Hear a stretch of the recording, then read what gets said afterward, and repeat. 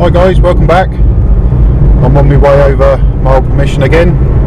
I've swapped the shotgun for the rifle, hoping to bag a fox or two. Now it's about 8 o'clock at night, the sun's just going down, and previous experiences, this has always been the best time to go over there. It was more productive during the lambing season, admittedly, but that's long gone now. But I'm kind of hoping that old tactics still work and the foxes are going to be mooching about. Now, the added bonus I do have is, well, the wheat fields have just been cut. There's plenty of space for them to roam around on after voles and mice and all sorts of things, and the rabbits are kicking around along the hedgerows and that. So I've got plenty to walk around. I'm not going to go up to the high ground where all the sheep are. I'm going to keep away from that, but I'm just going to concentrate on the lower part of the farm. There's plenty of stubble fields to have a walk around on, and fingers crossed might be able to bag one or two, but to get one will be nice, you know, but you never know. It's a nice evening, might see more than one kicking about, might not see any, who knows. So if you're watching this, then I had a result, and that's all I'm going to say.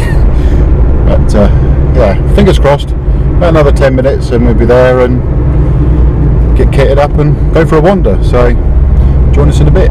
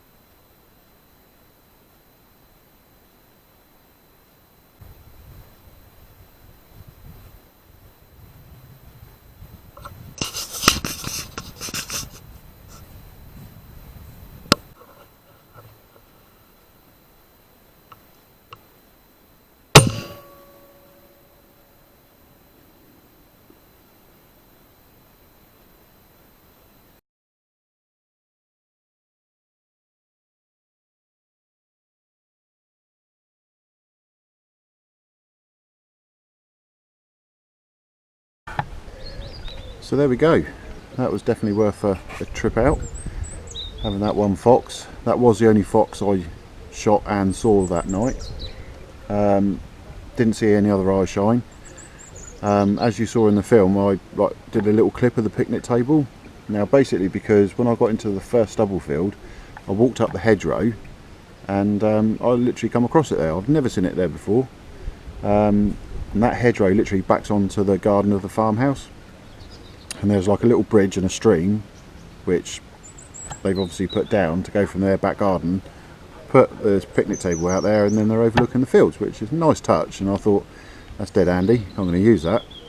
And literally within about 20 minutes of me being there, the light was beginning to fade. It got to a point where you're almost squinting into the darkness to try and see what was there, and I heard a blackbird kick off to my right hand side in the hedgerow, and I thought, was that a fox coming through?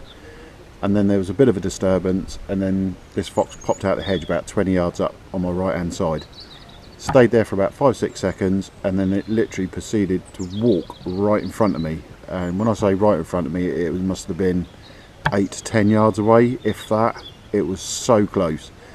And I just sat at this picnic table, I didn't move, I waited for it to go about its business. It went down to my left hand side.